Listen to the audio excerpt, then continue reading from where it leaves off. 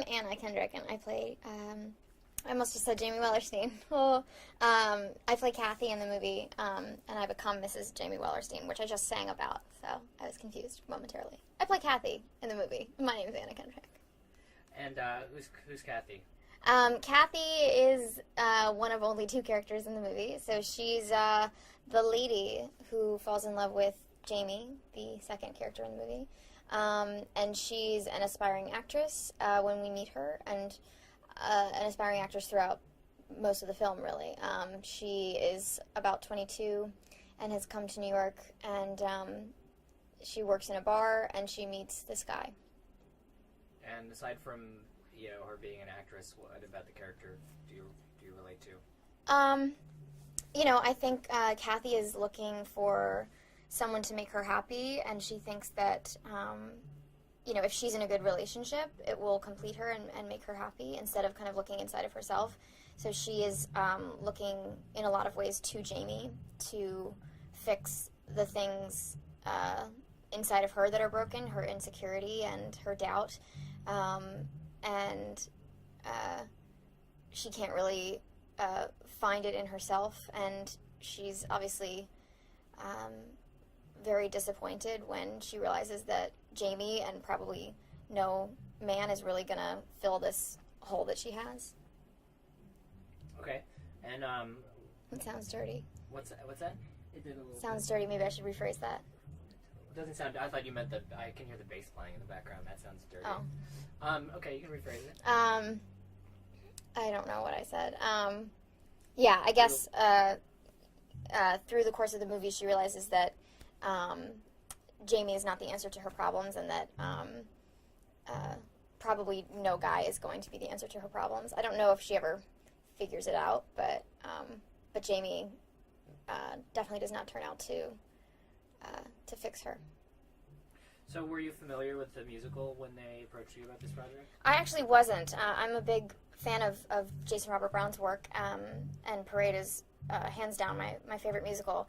But it was one of those serendipitous things where I didn't actually know this show backwards and forwards, which I think I would have had I ever been exposed to it. So it just worked out really beautifully that I got to discover the film through Richard's script, and I sat down with the script and I read it, and then I woke up the next morning and read it while listening to the soundtrack, and I had such a kind of visceral response to it that obviously I called my agent and said yes immediately, and tried to sit down with Richard as soon as I could, but I didn't listen to the soundtrack since that first listening, I guess, because I didn't want to end up imitating the beautiful work that they do on that soundtrack. So I think about a year has gone by since I listened to it, and Georgia Stitt, Jason Robert Brown's wife, the poor thing, had to teach me the score from scratch as a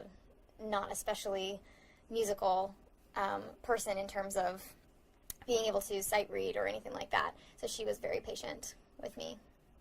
Yeah, Jeremy was saying that it was, it was really an asset that you were less familiar with the music because it was easier for, he said it was difficult for him to not imitate and to have to force himself not to. So yeah, I mean, I think there's benefits to both ways. He has this music in his blood, and he can work with it and change it, and obviously he's doing that, I'm sure, very, very beautifully. But yeah, I do feel lucky that that's not something I have to worry about. The ownership feeling isn't something that I have to grapple with. And obviously, people have started to know you more and more for musical projects, Pitch Perfect, and I guess do you have a longer background in musical theater than most people know about? Well, my first job ever was a Broadway musical when I was 12 years old, and then my first movie when I was 16 was actually a musical of sorts, in the way that Pitch Perfect is a musical. We sing in it, but we're not singing. We're not unaware that we're singing. In this, the characters aren't singing on stage. It'll be the first time that I'm actually doing a musical in the traditional sense of the word, meaning that the characters are singing. And how does that affect the way that you approach the story as an actress?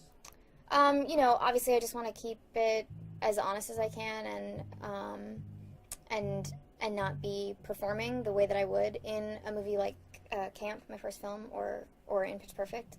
That there's there's really only one song in it where I'm sort of performing Summer in Ohio for Jamie and trying to make him laugh, and that's really, really fun, but the rest of it is, the challenge is going to be not to perform. Do you have any favorite movie musicals that you've been looking at? Looking at recently? That's a good question. I mean, Richard mentioned Umbrellas of Cherbourg as a kind of inspiration, which I have seen, but I'm, definitely going to revisit, knowing that. I don't know. It's difficult to say. This is so kind of small. I mean, obviously, I love musicals like Singing in the Rain, but they wouldn't be something that I would look at for inspiration for this particular film. Maybe things more like Dancer in the Dark, as much of a bummer as that is. But I don't know. It's kind of a weird anti-musical musical, this one. And can you tell me about the storytelling device that's used? Right. Yeah, I'm telling the story backwards, and Jamie, my boyfriend and husband, is telling the story forwards. And when I say that to people, they always think of a film like Memento, and it's like that in a way, but I always think of it more as like a Benjamin Button, because emotionally, it's like there's this moment where they're completely in sync, and then you realize that it's going to start going the other way again for each character, and it's kind of heartbreaking. But I don't think that it's a dishonest thing, because I'm not sure that the characters are ever totally in the exact same place emotionally in their relationship, except during the proposal and the wedding. I think like real relationships, they are, there's always a little bit of a push and pull for them, even if we were telling the story in a traditional way in real time. So I think it makes the story really dynamic and exciting and raw, but it's not really, it's not like a cheap device. I think it completely works, and it's an honest way to remind people, what each of these characters was thinking at different points in the relationship. Okay. And do you have a favorite song that you're doing in the film?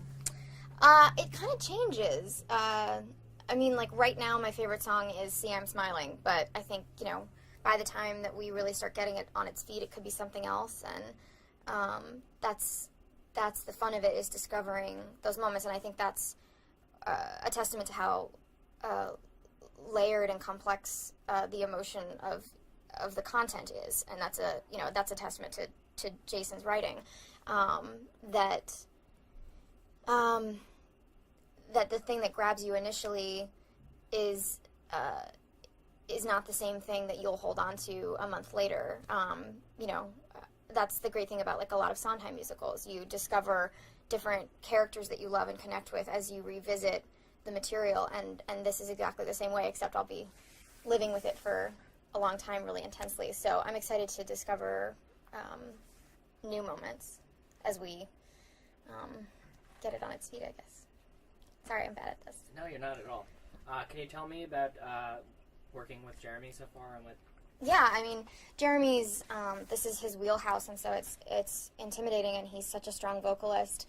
So the first day that we were rehearsing, actually, I came in a little bit early, and we were going through some of my songs, and the room was really great, and it had this great sound, and I was just when I was feeling like, oh, okay, I'm doing good, I'm holding my own, all right. Jeremy arrived and sang his first song, and I was like, damn it. He's so talented, and I'm just kind of trying to keep up. But he's really generous, and he's so kind. It's hard to imagine that he can embody these kind of ambitious, ugly qualities that Jamie has sometimes, and then he's so good at it. He makes me cry. It's great. I mean, it is great, I guess. It's fantastic. And what about Richard? Yeah, I mean, I was so excited to meet Richard because I I fell in love with the script, and we met a couple days or maybe a week after I read the script, and I just just chomping at the bit to talk to him, and we sat in some hotel bar somewhere and talked about the script, and just talked about our favorite parts and relationships and life, and it was going so well. And then there's that natural lull in a meeting where you're kind of about to say goodbye, and then we just quickly started talking about what our favorite movies were, and then we ended up getting into an additional half-hour thing of quoting movies from the 30s and 40s. So it was kind of a really fun mind meld, and he's just so smart. He has such great taste. So it's been really exciting, and he's so emotionally generous that I can't wait to actually start putting stuff on film. Is there anything in particular in the script that you're most excited about after doing the rehearsals the last few days? I'm excited to see what it's like to film Jeremy's songs, to listen and be a participant in that way. I've never had to do a scene where I'm reacting but not speaking for, 6 minutes at a time, and I think that will be really fun and challenging, and I'll get to shut up for a while. Yeah, it's a little more subtle thing that you have to do there. Yeah. And I guess the last question I would ask is, what do you most hope people take away from this story? It's so hard to say. I think the great thing about the two characters is I think you see a bit of yourself in both characters in different relationships that you have been in, and it kind of forces you to think about the other person's side of things, and forces you to think about what someone else might have been going through. And I think that's a really powerful thing that movies or writing of any kind can do. So that's what I take away from it, and so I guess I hope that's what other people get from it as well.